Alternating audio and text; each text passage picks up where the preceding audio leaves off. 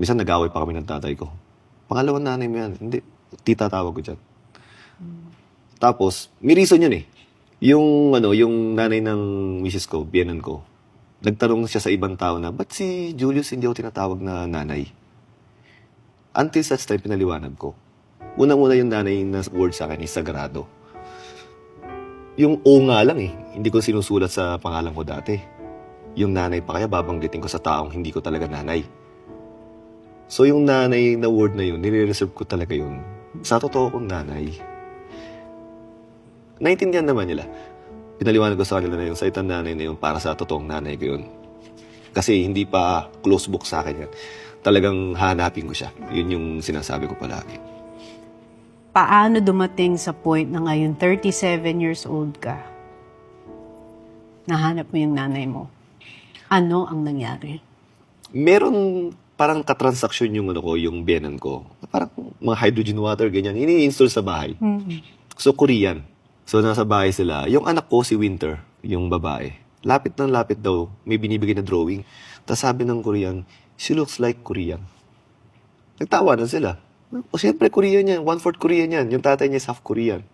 Tapos after ilang mga oras, umuwi na ako, naabutan ko pa sila. Tapos tsaka ako pinakilala. Nagtanong-tanong siya sa akin. Sinabi ko yung story. Sabi niya, ano? Ganyan yung naging buhay mo? Tapos naging basketball player ka. Yan ang nagbigay sa'yo ng scholarship. And then naging police ka.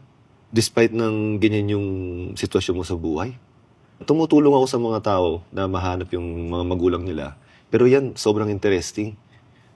Papakilala kita sa producer ng Mother's Spring Day, ang pangalan ng palabas nila. Unang pitch pa lang daw niya, unang sabi pa lang niya, tulungan natin yan. Parang ganun yung nangyari.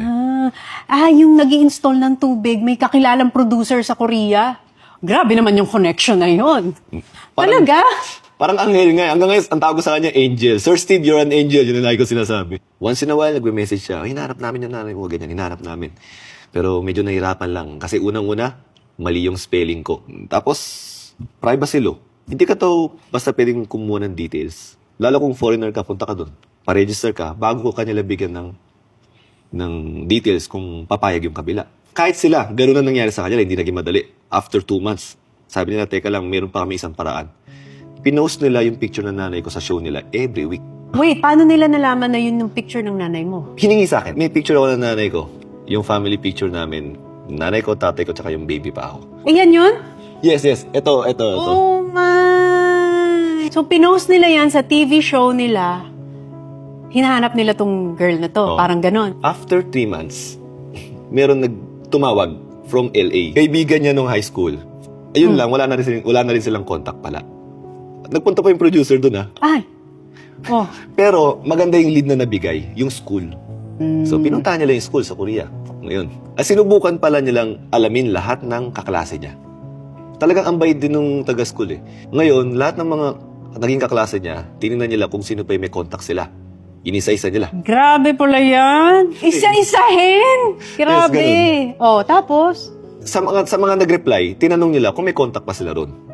So, meron ba? Merong isa. May isa. Okay. Yung best friend niya na nagtatrabaho sa isang church, pinuntahan nila ngayon doon. So ngayon, tinawagan nila. Pumayag naman yung nanay ko na puntahan siya, pero sa show, hindi muna sinabi kung pumayag o hindi. Ang nakakatuwa lang kasi doon, di ba? Kahit na ano man yung nangyari, ano man yung naging reason, ba't ako pinapunta ng Pilipinas? The mere fact na narinig ko doon sa TV, kung paano niya sinabi na, okay ba ang anak ko? Buhay ba siya? At gusto niya ako makita. Wala na lahat yun. Ang gusto ko lang mangyari, makita ko na siya. So yun, pumunta sila. Pinuntahan nila doon sa bahay. Tapos kinakabahan din yung nagpunta ron kung magpapakita pa ba o hindi kasi iba yung telepono sa personal eh. Tapos pinakita yung picture ko, tinatapan mo na yung mukha nila. So, baligtaran yung picture. Kilala mo ba ito? Yes, anak ko yan. Anong pangalan niya? O Junyong. Pero nakasulat sa passport niya is Julius O. Manalo. Sabi ko, parang, alam niya lahat. Eh, bakit nanay ko nga siya, di ba? Sobrang tuwa ako nung nakita ko yung nangyari yung kahit na alam ko naman na nagkita na kami. Sobrang saya ko nung na ganun yung naging reaksyon lahat. Nung lumipad ka muna ng Korea, ano na yung naramdaman mo? O babalik ka ng Korea? First time mo ba yon? Bumalik ng Korea? First time. So ano yung feeling na babalik ka ng Korea with 2 kids at may pamilya ka na?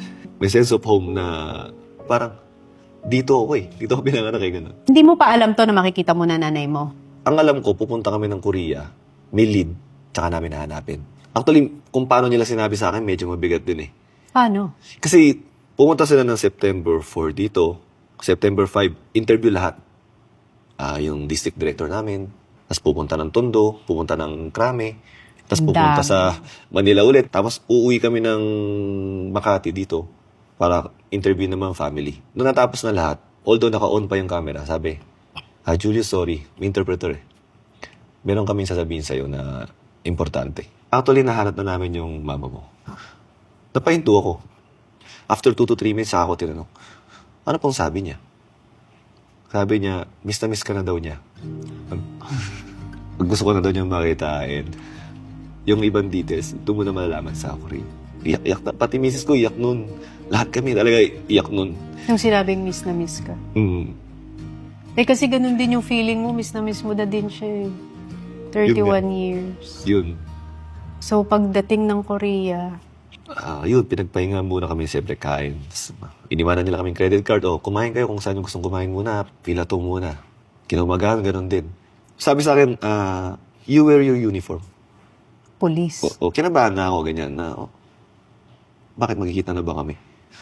Kasi representation ko na yun eh, na ito na ako. Kumbaga, I hope you're proud, di ba? Parang ganun na eh. Pumunta kami ng probinsya, 3 hours. Kasi ang nanay ko pala is lumipat sa probinsya dahil may mga nangyari sa kanya. Pagpunta namin doon, pinapunta muna kami sa mga park, ganun, pasyal muna para ma-relax. Kasi may nangyayari na palang interview doon sa kanya. May taping na rin na nangyayari. So, pagdating sa lugar, sinabihan na kami na baka daw mag-meet na kami. Baka, lagi silang ganun. Okay, so habang sinasabi sa'yo na baka mag-meet na kayo ng nanay mo, ano yung feeling? Hindi ko ma-explain yung feelings ko noon. Talagang kinakabahan ako, nasa kotse nanginginig ako. Tapos, yung isang host, dalawa yung host eh. Ini-interview niya ako. May mga tanong siya sa akin na parang siguro malibang lang. Tapos, ang huling tanong niya sa akin is, kung makikita mo ba yung nanay mo, maalala mo pa kaya? Sabi ko, yes. Feeling ko maalala ko kasi nanay ko yun eh. Sabi niya, humarap ka doon. Layo. Tapos siyempre may mga staff din. Sabi niya, nandiyan na yung nanay mo. Sabi niya, pwede mo siyang puntahan. Nung nakita ko siya na naglalakad na, yung word na nanay, nagamit ko doon sa pagkakataon na yun, na alam kong yun yung tamang time. Siyempre in Korean, ma, tapos sumisigaw ako. Wala naman silang sinabi sa akin na kung ano man. Basta tumakbo ako. Gusto kong, siguro, mag-meet kami dapat sa gitna. Pero hindi, siyempre mas tumakbo ako. Habang tumatakbo ako, naging basketball player, naging college, naging high school, elementary, and then 6 years old. Pagyakap mo, bumalik yung 6 years old na ikaw. Yung 6 years old na, nasa airport, na hindi ko naibigay sa kanya ng time na yun. Na nanakaw sa akin. Nakuha ko ng time na yun. Oh, para talagang teleserye. Ano ba yan? Parang kinabog lahat ng K-drama nung pangyayari sa buhay mo. Anong sinabi niya sa'yo?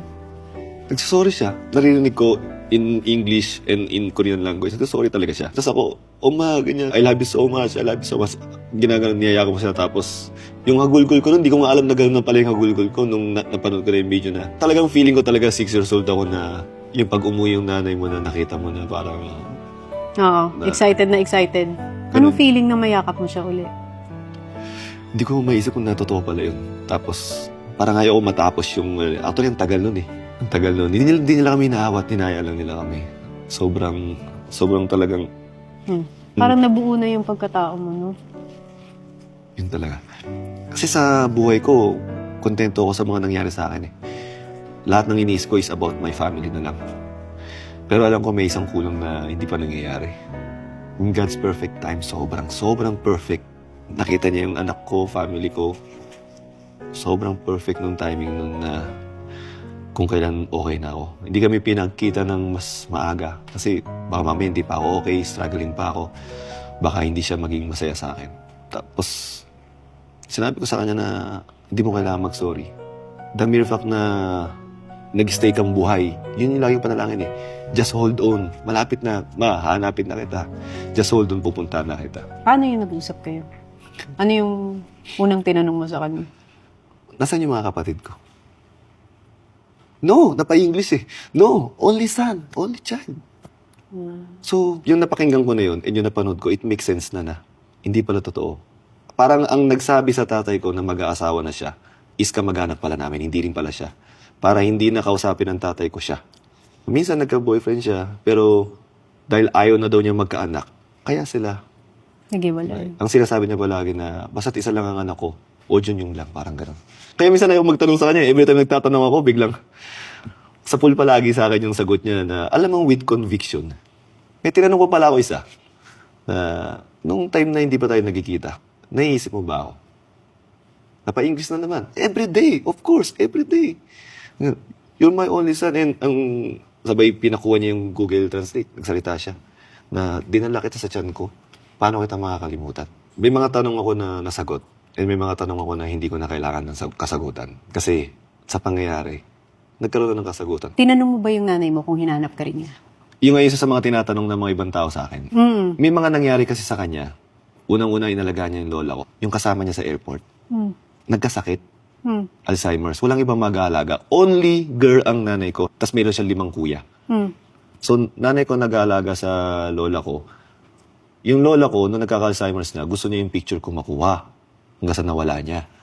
Pero bago mamatay ang lola ko, is hinahanap daw ako ng lola ko na, si Junyo, umuwi na ba? Junyo, umuwi na ba? Yun yung mga side stories na hindi pa alam ng ibang tao. Kaya sobrang sakit daw sa nanay ko nung pagkawala ng nanay niya. Tapos, hinahanap pa daw ako na kahit siya hindi pa kanya nakikita. So, hindi capable ang nanay ko na hanapin ako ng time na yun. And that's why siguro, ang ginawa ng Diyos, ako yung pinalakas niya para magkaroon ako ng means na hanapin siya.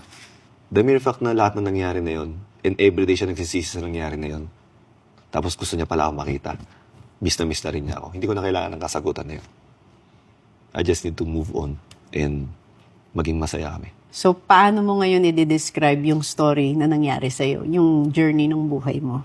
It heals and touches other people. Siguro, yun din yung way na ginawa ni God para may mga ibang pamilya rin din na mahawakan, na ma-inspire sila na kahit ano man yung nangyari sa kanila ng mga magulang nila, is mag-reconcile pa rin sila. Kasi mas masarap mas masaya na yung magulang mo is nandyan and okay kayo. Para akong nabuhay sa loob ng Korean novela. Yun ang... Parang kay drama yung story ng buhay mo, no? Kaya ayoko manood ng Korean novela. Usually yung story, lalaki, naging successful, and then yung nanay niya nawawala, mahanap niya. Ba't ako walang ganun? Lagi kong tinatanong Lagi kong nafe-feel na hindi pa ako blessed.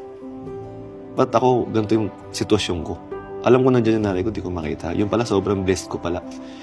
Kasi, hindi ko alam kung ordinary ba yung nangyari sa akin, kung mangyayari ba sa ibang tao yun. Yung ganong klaseng pangyayari sa buhay ko, di ba? So, naisip ko bigla na, huwag mong kukwestiyonin talaga yung plano ng, di ba? Mas maganda talaga yung bibigay niya. Ng Diyos. Yes. Minsan matagal, no? But worth it palagi.